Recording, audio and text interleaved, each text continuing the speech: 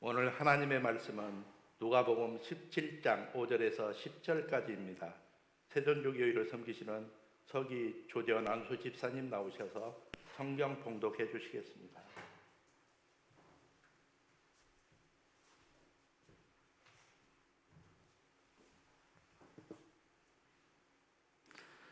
사도들이 주께 여짜오되 우리에게 믿음을 더하소서 하니 주께서 이르시되 너희에게 겨자씨 하나할 만한 믿음이 있었더라면 이 뽕나무들로 뿌리가 뽑혀 바다에 심기어라 하였을 것이요 그것이 너희에게 순종하였으리라. 너희 중 누구에게 밭을 갈거나 양을 치거나 하는 종이 있어 밭에서 돌아오면 그대로 곧 와 앉아서 먹으라 말할 자가 있느냐? 도리어 그대로 내 먹을 것을 준비하고 띠를 띠고 내가 먹고 마시는 동안에 수종 들고 너는 그 후에 먹고 마시라 하지 않겠느냐? 명한 대로 하였다고 종에게 감사하겠느냐? 이와 같이 너희도 명령받은 것을 다 행한 후에 이르기를 우리는 무익한 종이라 우리가 하여야 할 일을 한 것뿐이라 할지니라. 아멘.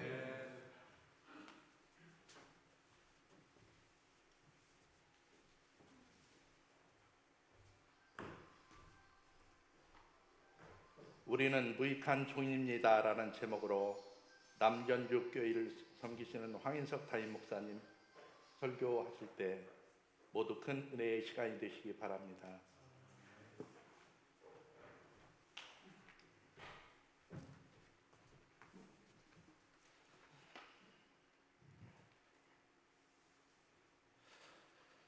일생 동안 목회를 열심히 하고 돌아가신 목사님이 계셨어요. 목사님의 뒤를 이어서 선임 장로님도 양수하시고 천국에 가셨죠. 담임 목사님을 몹시 존중하고 선임 장로님을 사랑했던 남집사님도 양수하고 천국에 갔어요. 천국에 가보니까 이 남집사님의 눈이 휘둥그레졌어요. 너무 신기한 게 많고 좋은 게 많아서. 그런데 천국에 고급 레스토랑이 있었어요. 이야, 천국에도 레스토랑이 있다 하고 들어가 보니까 자기가 사랑하고 존중했던 교회 장로님이 카운터를 보고 계세요. 그래서 장로님, 왜 카운터에 계세요? 로얄석에 계셔야 되지 않아요? 그러니까 부끄러움을 감추지 못한 장로님이 섬기라고 나에게 직분 주었는데 제대로 못 섬겼다고 보충 교육 받고 있어 대답한 거예요. 그래도 자기가 존중했던 목사님도 뵙고 싶어서 목사님은요 배달 나갔어 그러더라는 거예요. 우리 인생은 목사의 책임도 섬기라고 주신 것이고 교회에서 허락된 모든 직분은 섬기라고 주신 책임이 분명합니다. 주님은 오늘 누가복음의 말씀을 통하여 제자도에 관하여 4가지를 말씀하십니다. 1절과 3절의 상반절은 절대 다른 사람을 실족하는 신앙을 살지 마라. 실족하지 않을 수는 없지만 실족하고 산다면 화가 있을 것이다. 두 번째 제자도를 3절 하반절과 4절에서 용서하고 살아라. 그리고 제가 여러분들과 함께 읽은 5절과 6절의 말씀은 제자도의 3번째, 너희 안에 겨자씨만한 작은 믿음이 있어도 그 믿음은 뽕나무를 뽑아 바다에 던지라 하여도 그대로 될 만큼 능력이 있다는 걸 믿어라. 그리고 마지막 절은 제자로서 살아간다면 나는 무익한 종이다. 하여야 할 일을 한 것뿐이라고 고백하는 사람들이 내 제자다 설명하셨어요. 저는 저의 신앙과 목회의 멘토로 모시고 있는 몇 분이 계십니다.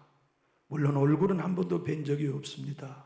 그 중에 노붓듯 성익교회 김동호 목사님은 정말 제가 본받고 싶은 목사님입니다. 그 목사님은 자기 목회의 사표로 자기 청량리 서울 청량리 중앙장로교회 원로 목사님 임택진 목사님을 사표로 모시고 꼭 그분처럼 목회하고 싶어서 그렇게 성실히 달려오고 있다고 그분의 책에서 소개하고 계시더만요. 그 임택준 목사님의 일화를 이렇게 써놓았어요.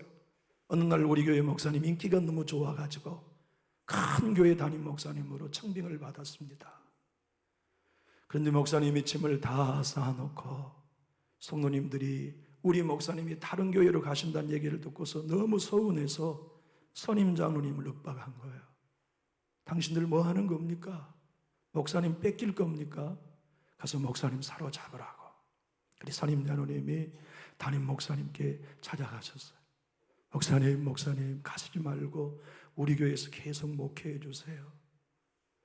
목사님 사례비 때문에 큰 교회 가시면 우리 교회도 다음 달부터 그 교회에 맞춰서 사례비를 드릴게요.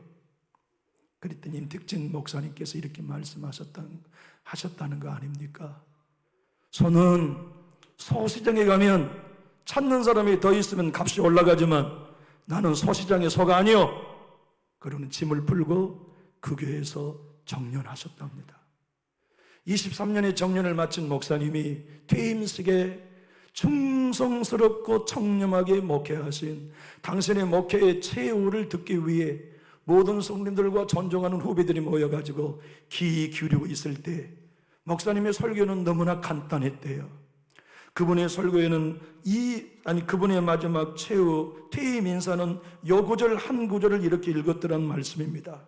이와 같이 너희도 명령받은 것을 다 행한 후에 이르기를 우리는 무익한 종이라 우리가 하야할 일을 한 것뿐입니다 할지니라. 여러분 그동안 감사했습니다. 그리고 퇴임사하고 내려가셨다.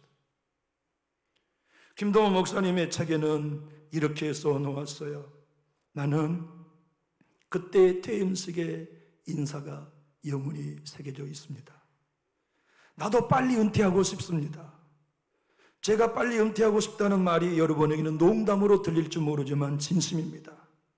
저는 정말 그와 같이 근사한 말로 은퇴하고 싶습니다. 나는 그래서 은퇴할 날을 손꼽아 기다리고 있습니다. 세상에 가장 그렇게 근사한 인퇴식 인사를 하고 싶습니다. 나는 무익한 종이라 하야할 일을 한 것뿐입니다.